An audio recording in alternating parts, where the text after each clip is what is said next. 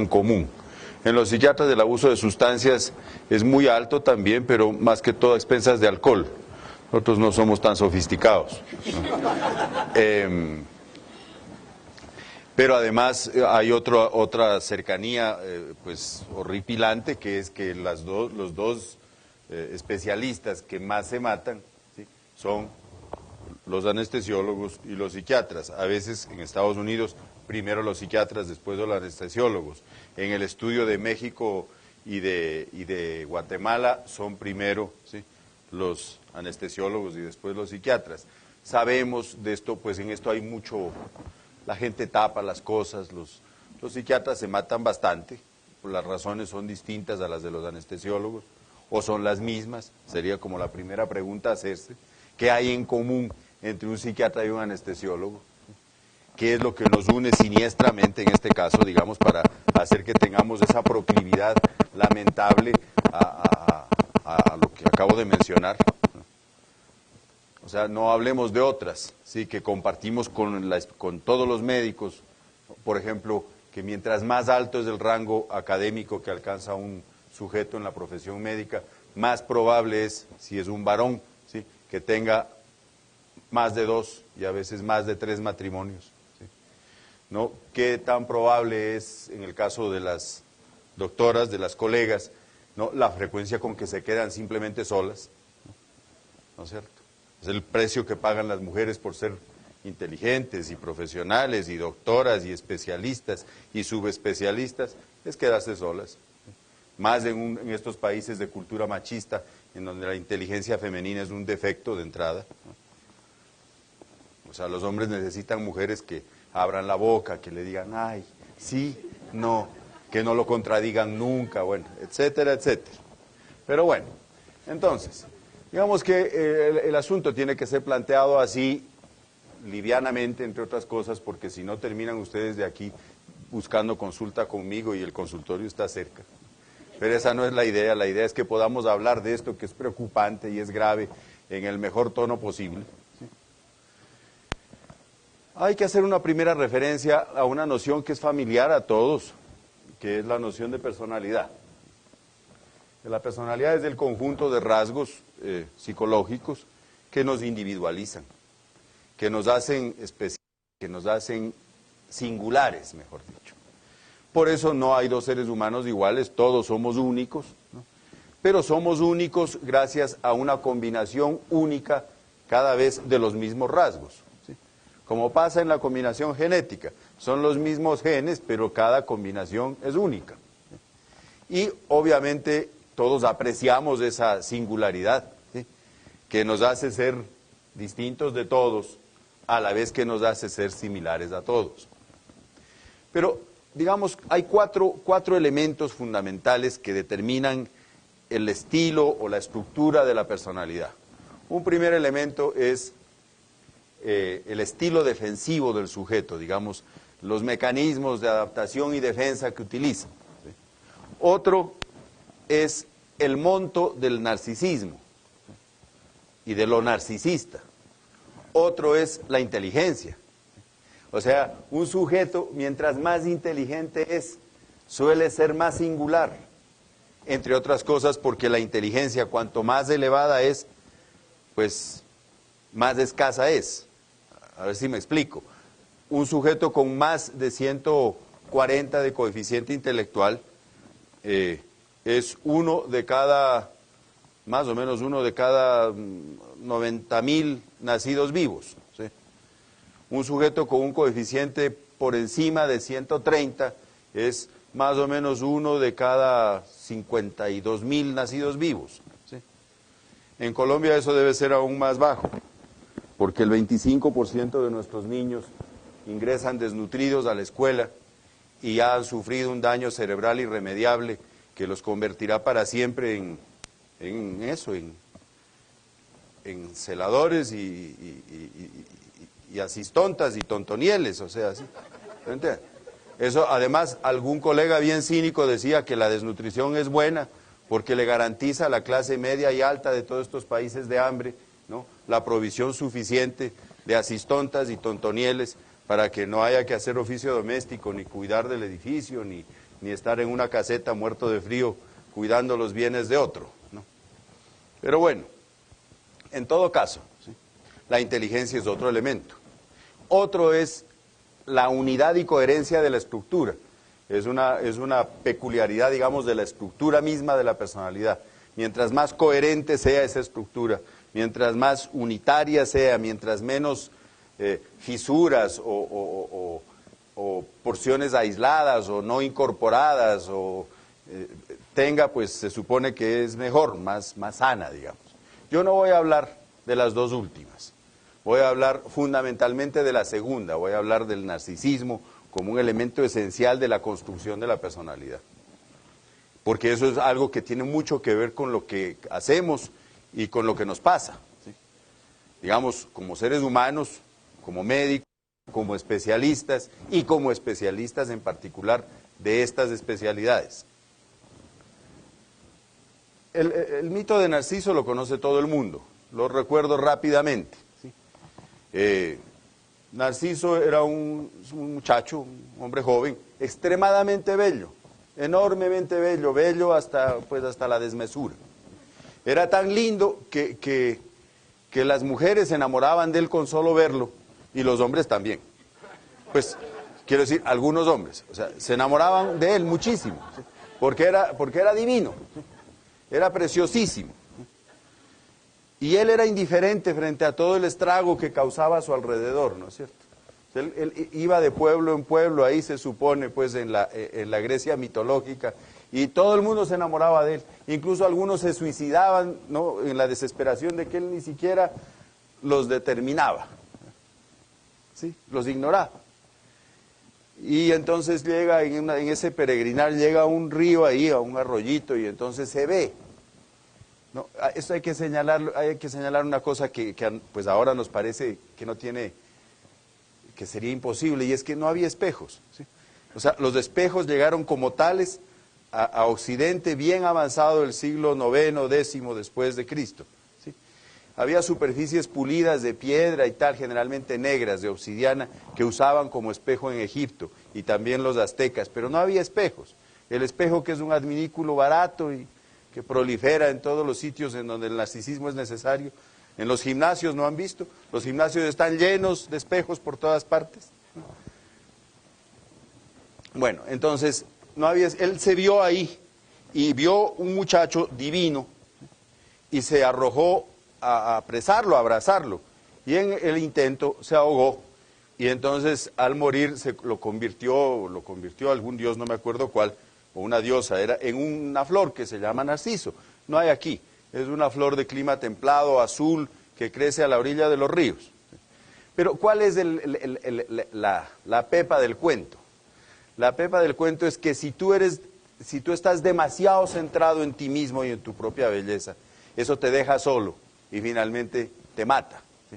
O sea, el fin del narcisismo en esta versión, digamos, mitológica es la muerte, ¿sí? Porque uno necesita de otro para que la vida sea posible.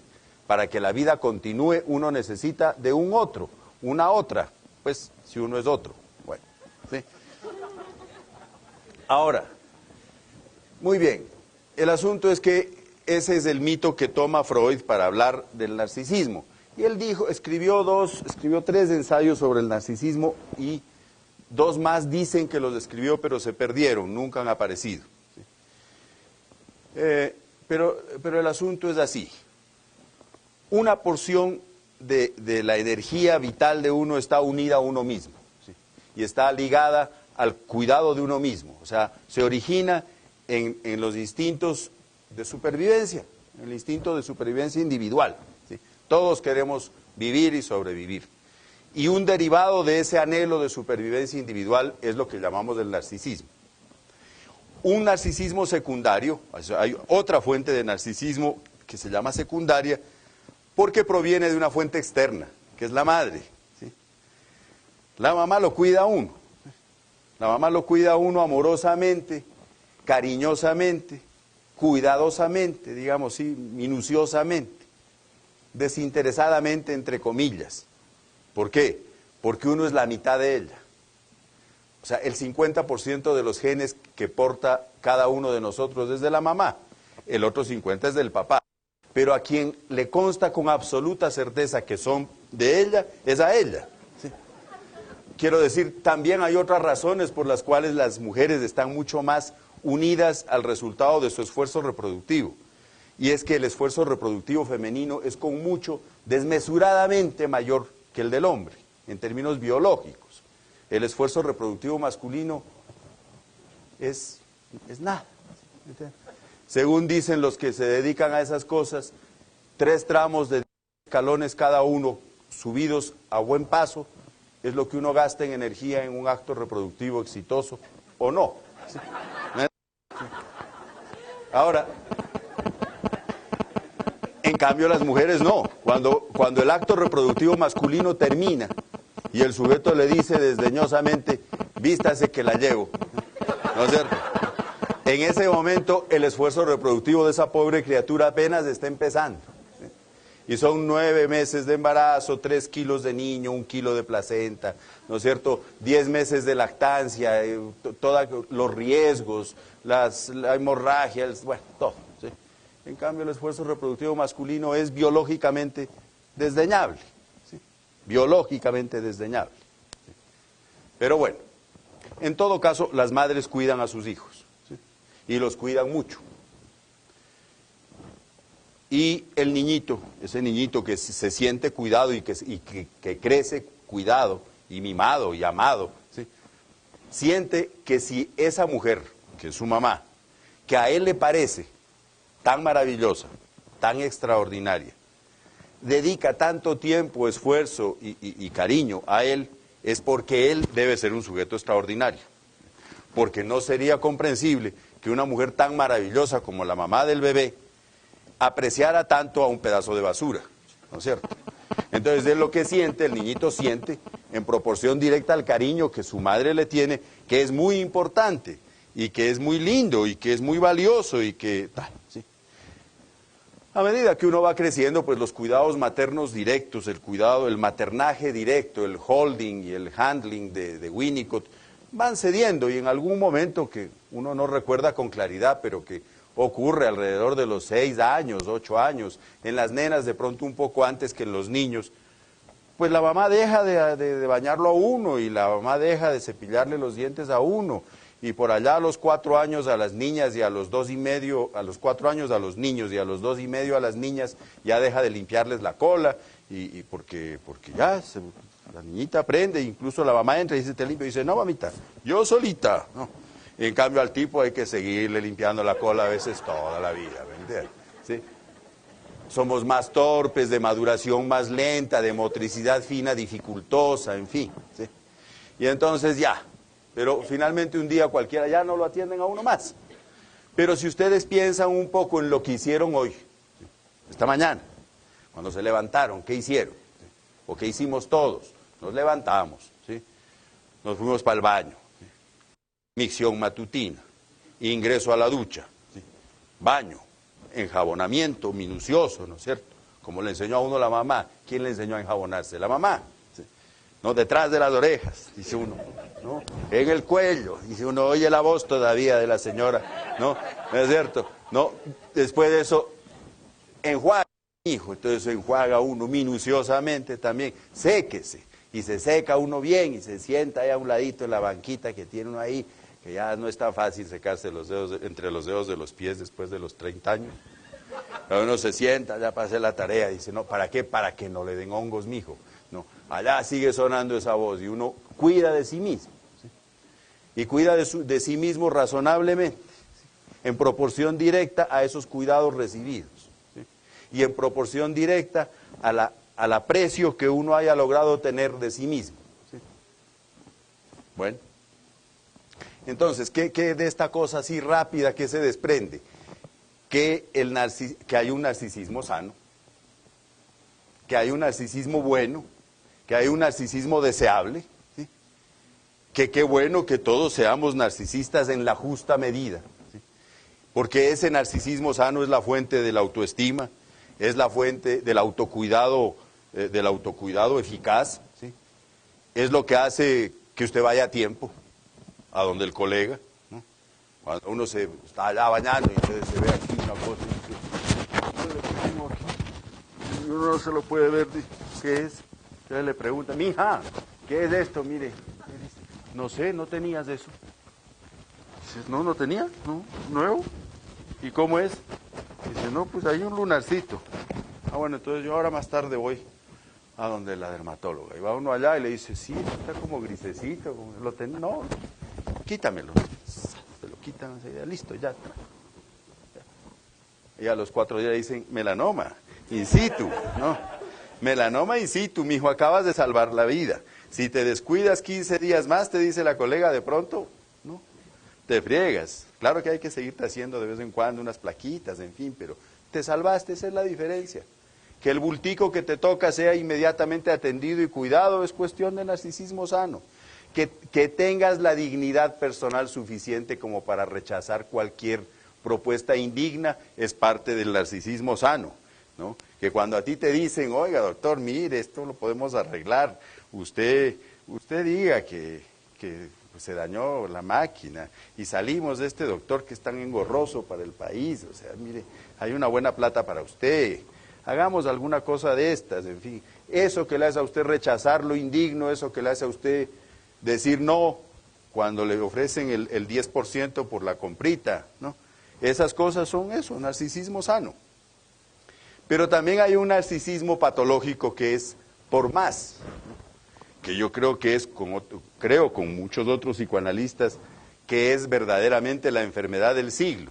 Así como la histeria fue la enfermedad del siglo XIX y de comienzos del XX que permitió, entre otras cosas, el nacimiento del psicoanálisis, así también el narcisismo es la enfermedad de este siglo. ¿Sí?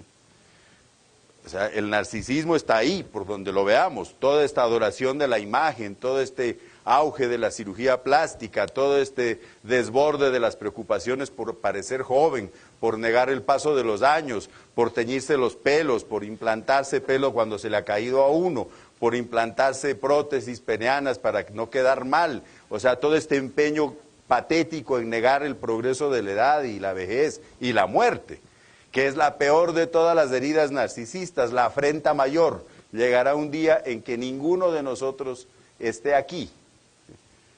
Y lo que es más grave, ni vamos a saberlo.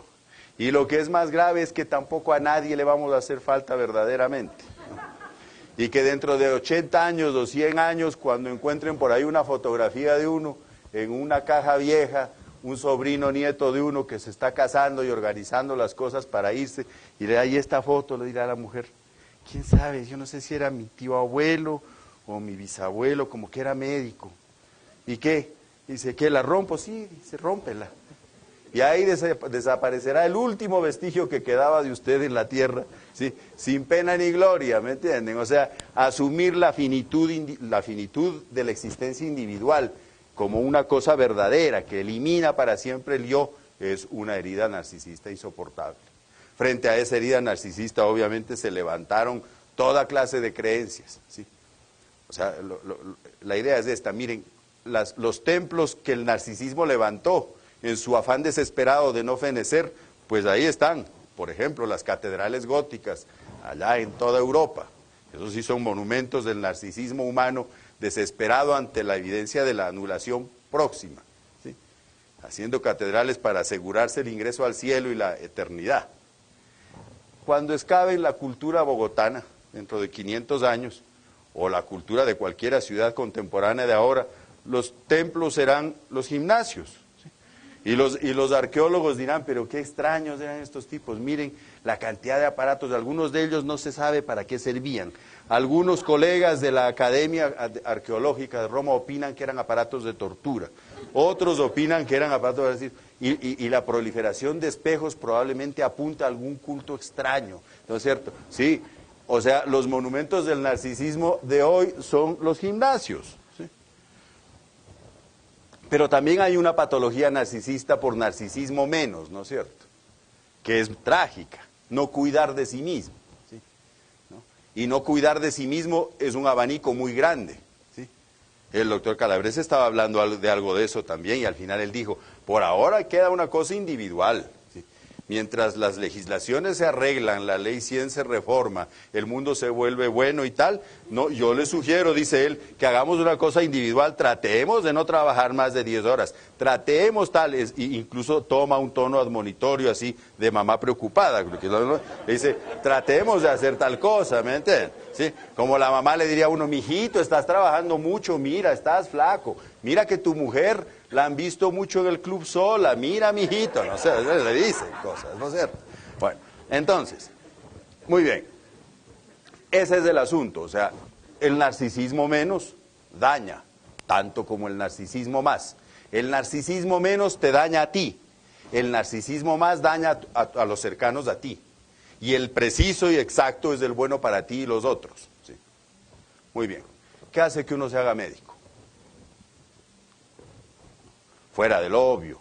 O sea, en las entrevistas, cuando a uno lo van a recibir en la facultad, lo sientan a uno allá y le preguntan, ¿usted por qué quiere ser médico? Entonces dice, no, servir a la humanidad. Yo estuve en la Cruz Roja desde que estaba en tercero de primaria. A mí me encantaba ponerle mertiolate a los niños en las heridas que se hacían cuando jugaban fútbol. Entonces, sí, en eso funda uno su supuesta vocación, ¿no es cierto? Y le dicen que uno quiere servir a la humanidad. El papá lo aconseja a uno, mijito, no vaya a decir que lo que quiere es ascender de clase social y comer con mantequilla, que eso no se refiere, ¿me entiendes? Sí. ¿Me entiendes? Eso hay que ocultarlo, porque de hecho en todos estos países nuestros, la profesión y el doctorado en medicina más, era un método eficaz de ascenso social, ¿no? Y de dejar atrás el abuelito pata al suelo y con tierra entre los dedos y tal para volverse doctor. Doctor, bien, sin la C, que eso es un doctor bueno. Pero bueno, ¿y cuáles son las otras razones? No las formales, no las explícitas, sino nosotros mismos nos podríamos decir. ¿Qué hace en principio que uno se vuelva médico? ¿Sí? O que uno sienta eso, porque vocación viene de ahí, ¿no? Viene de advocación, de ser llamado. ¿Sí? La vocación es un llamado. Y se usaba el término mucho fundamentalmente para la vocación religiosa. Y ahí viene otro problemita. Hasta bien avanzado el siglo XIV, en Europa y en Occidente, la profesión médica era inseparable de la sacerdotal. Y los que eran médicos eran generalmente al mismo tiempo monjes, ¿sí? Generalmente monjes, no sacerdotes, sino frailes, ¿sí? Y eso lo hemos pagado caro, ¿saben? Porque todas las instituciones siguen creyendo que nosotros tenemos vocación, votos, servicio gratuito, los profesores nuestros nos enseñaron eso así, se regalaban. ¿Sí? Yo tenía un profesor que no cobraba, ¿sí?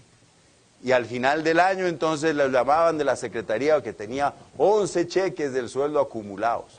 Y entonces él decía, deja eso, mijita, para la Navidad de ustedes, yo te los firmo. ¿Sí? ¿Entiendes?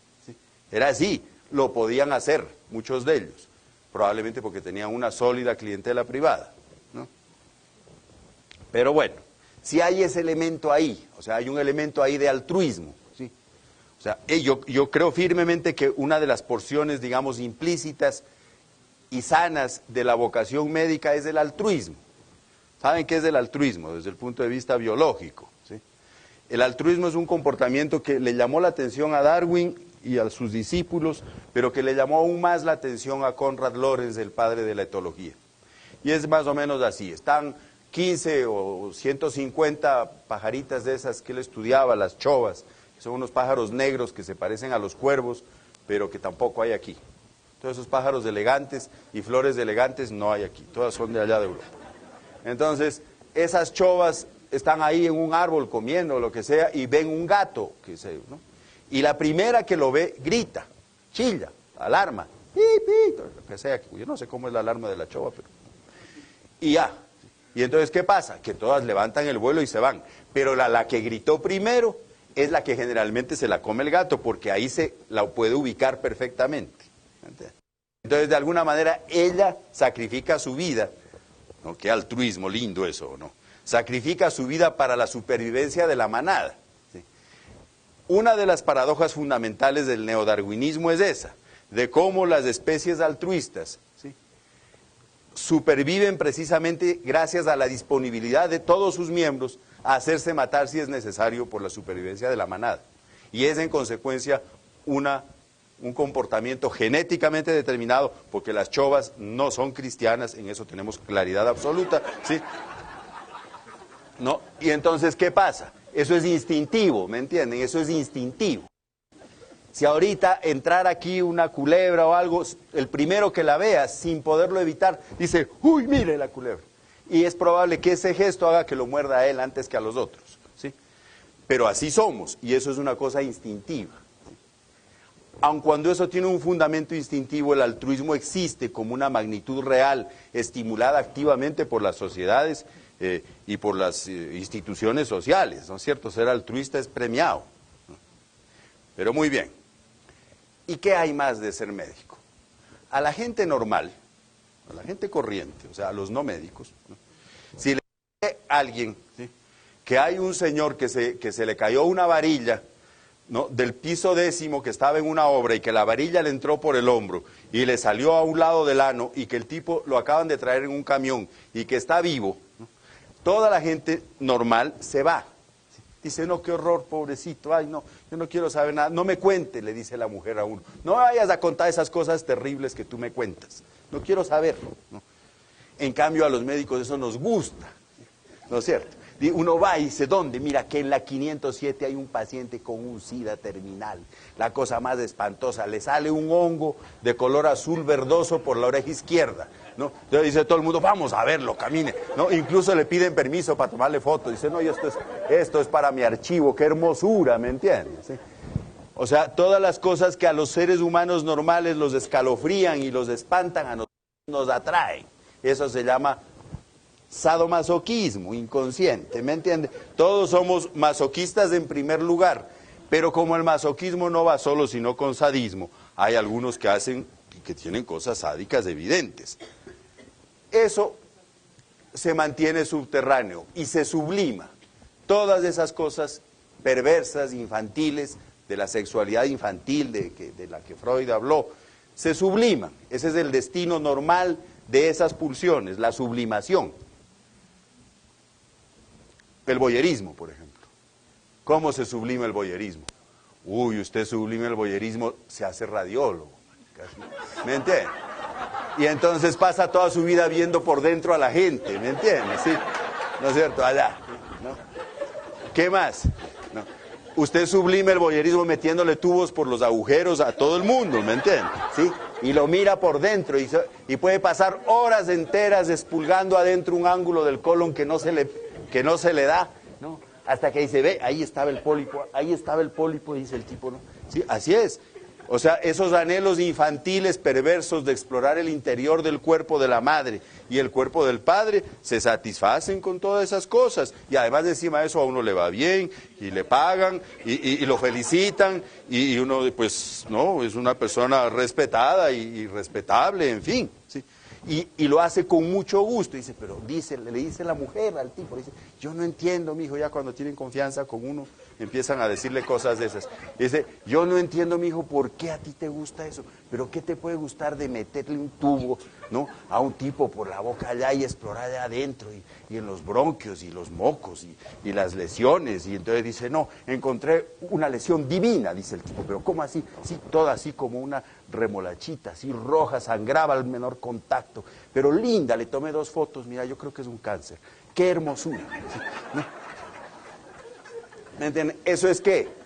Eso somos todos nosotros, en mayor o menor grado, pues, y nuestros colegas, y ahí estamos todos metidos, ¿sí? Y entonces le dice, bueno, muy bien, ¿y qué decimos de mí, ¿no?, o de nosotros, pues, los de este lado, los psiquiatras? Que nos gustan los locos, mientras más psicóticos, mejor, ¿sí? ¿Me entienden? La gente cuando ve un loco por la calle dice, no, ahí va un tipo, un orate, quítate de aquí.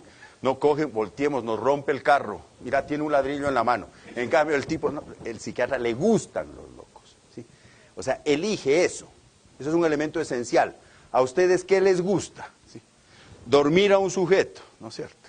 Quitarle el dolor, mejor dicho. Lo que quieren es que no le duela, ¿sí?, que es una cosa bonita, que no le duela. Y que no le duela nada para poderle hacer de todo, ¿no es cierto? ¿Sí?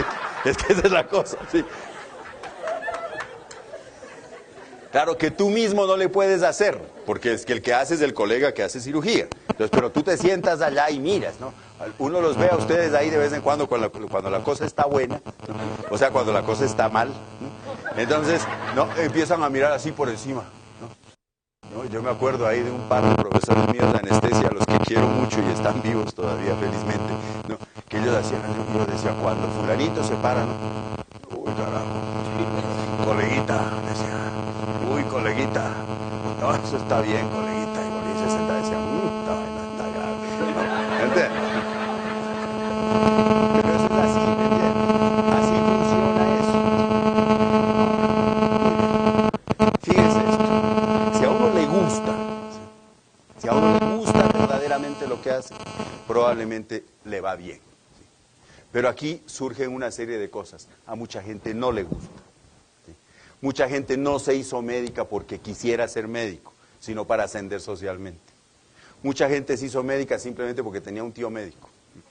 O se hizo médica porque el papá quería que fuera médico, ¿no? Aun cuando el chino realmente lo que quería era ser veterinario. O sea, si usted no quería hacer esto y encuentra además la serie de otros escollos que aparecen, probablemente es un candidato a algo que todavía no se ha vuelto diagnóstico, pero que ya está a punto de serlo, que es el síndrome de burnout. Esa es una constante del burnout, que a la gente no le gusta lo que está haciendo.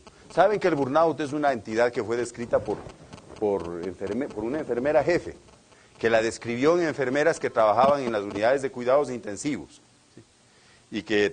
Y después en otras personas, después se ha descrito en guardianes de cárceles, en educadores de niños subnormales, en policías, en médicos, en enfermeras, en ciertas áreas de la medicina más que en otras, ¿sí? A los policías mucho, ¿sí? El burnout, lo llaman, ¿sí? Todavía no es categoría diagnóstica, como les digo, pero no demora en serlo, ¿sí? Pero ¿qué pasa con esa gente?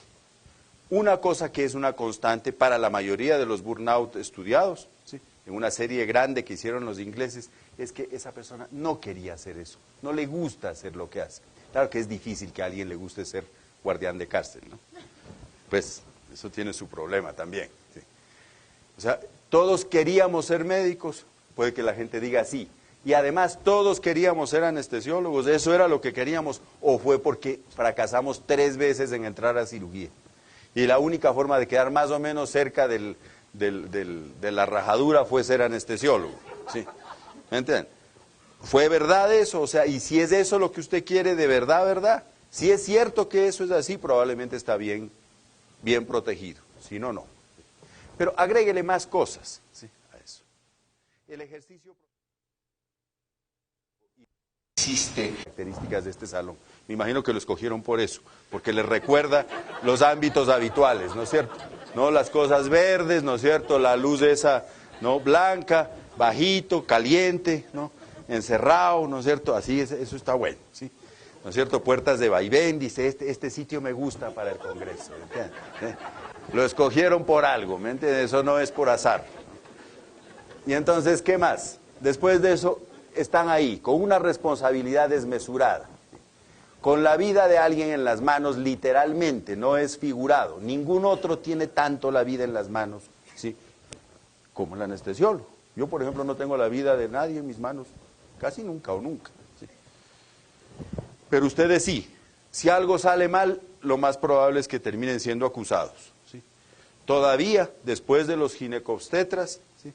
Los más demandados en Colombia son los anestesiólogos. Ahora están peleando por ese segundo lugar los cirujanos plásticos y están a punto de ganarle, según parece, ¿no? ¿Pero por qué?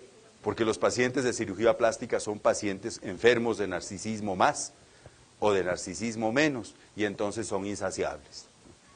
Nunca quedan bien. Pero bueno, entonces, ¿qué pasa con eso? Un horario brutal, un trabajo enorme. Ningún paciente te reconoce en la calle y te dice, doctor, usted fue el que me durmió para que me sacaran la vesícula. Hombre, muchas gracias. No sentí nada. Nadie hace eso. No existes. A nosotros nos pasa lo mismo.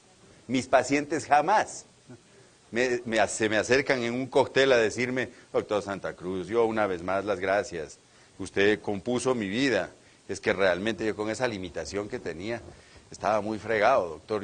Ninguno de los expacientes le da el teléfono a otro para decirle, vaya donde ese tipo, que yo, mire, estaba completamente loco y ese hombre me alivió. ¿No entienden? Nadie dice eso. O sea, nadie quiere decir siquiera que ha estado donde uno. Eso es un secreto penoso. ¿Y qué?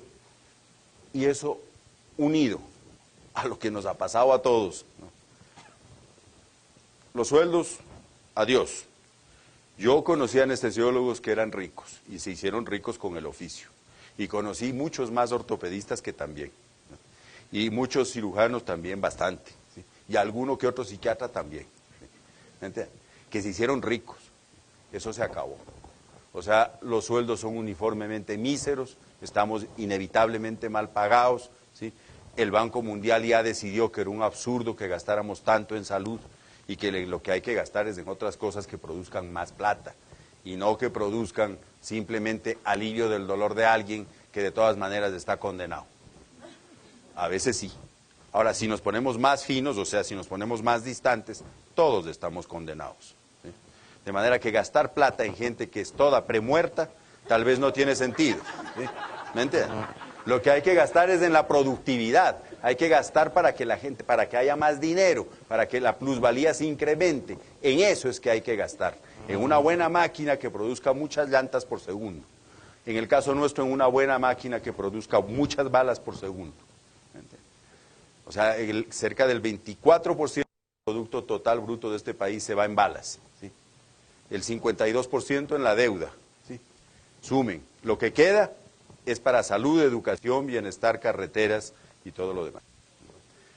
Pero bueno, entonces,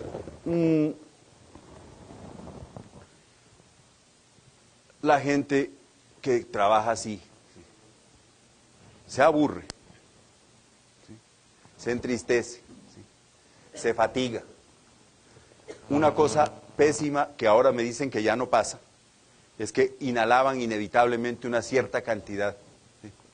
De sustancias psicoactivas, potentísimas, ¿sí? Diluidas, pero muy potentes, todo el día. Al final del día algunos ya estaban, ¿no?, con una lejana y con una cosa de una indiferencia tranquila, una especie de frescura distante así, pero de la pura traba, ¿no es cierto? Hace 25, 30 años, sí, y algunos lo decían, estoy malo, abre la ventana. Además, déjame aquí, yo respiro un poco, ¿no? Me da como una cosa y como que se aleja todo, como que no me importa ya, como que me voy buenamente, que me alejo de este mundo. Mala cosa, ¿me entiendes? Evidentemente todas las sustancias que utilizan los anestesiólogos están muy ligadas a la experiencia placentera, sea porque suprimen el dolor o porque directamente estimulan lo placentero. Pero si la vida real es buena, probablemente no hay necesidad del refugio en la sustancia. ¿Sí? Ahora, ¿cómo es una vida buena? Una vida buena es una vida que le dé a uno la gratificación que necesita. ¿Sí? Y la gratificación verdadera es la que uno obtiene en la relación con los demás. ¿Sí?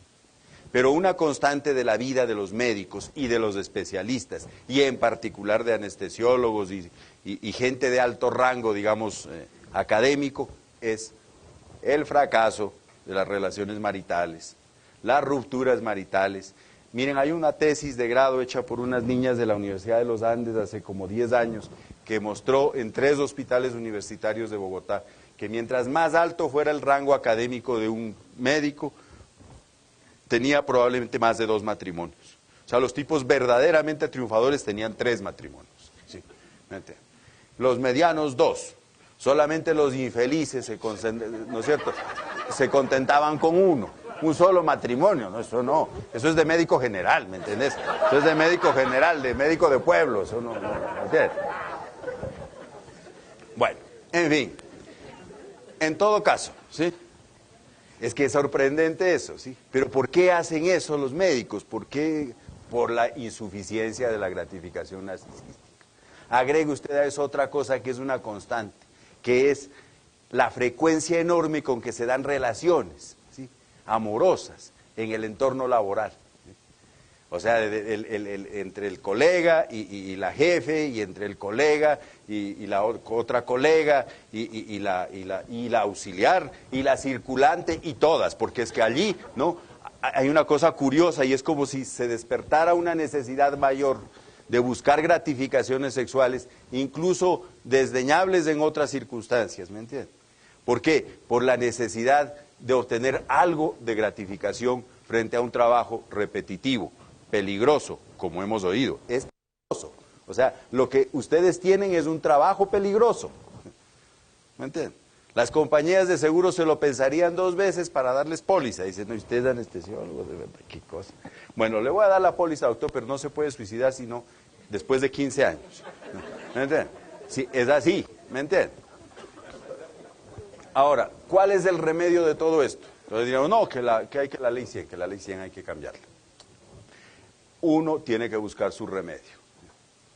O sea, el remedio es simplemente asegurarse un estilo de existencia que le dé a uno la gratificación que necesita, que le dé a uno la gratificación amorosa, que lo cuiden a uno, que lo quieran a uno, no sé, que el fin de semana se metan a la ducha con uno y le enjabonen la espalda, que le digan que uno está bonito, así sea la mentira más gorda que se haya oído desde que nos casamos, ¿no? O sea, que alguien sea querido con uno, que alguien sea bueno, amable, amoroso, de manera regular y tal. ¿Qué más? Hacer otras cosas. De hecho, ustedes no saben que psiquiatras y anestesiólogos son los 2 grupos de especialistas que más intereses humanísticos tienen. Son los que más pintan, los que más esculpen, los que más escriben cosas, los que más oyen música clásica, los que más leen de literatura, ¿no? Los que más están al día, los que más tienen hobbies intelectuales son psiquiatras y anestesiólogos. ¿Por qué? ¿Porque somos más inteligentes que los otros? No, porque lo necesitamos más, porque todas esas cosas son fuentes de gratificación, ¿sí? Que uno diga, mire, yo tengo una colección de cajas de fósforo más grandes de América Latina. Y dice, y eso sí, y lo pasan a uno un saludo y dice, mira, aquí está. Y dice, no, mire, esta es una caja de fósforos de 1820, ¿no? De una cosa negra y inmunda. Y dice, bueno, ¿y qué? Una pieza única, mijo, ni me digas cuánto me costó. ¿Sí? ¿Qué es eso? Eso es eso. La gratificación narcisista del colega. ¿Sí? Hay unas que son legítimas, buenas y sanas. Hay otro estilo de gratificación que probablemente es dañino, letal, ¿sí? Y que te conduce pues a lo que le condujo a Narciso, a la muerte. ¿Sí? Bueno, eso era, ¿no? Muchas gracias.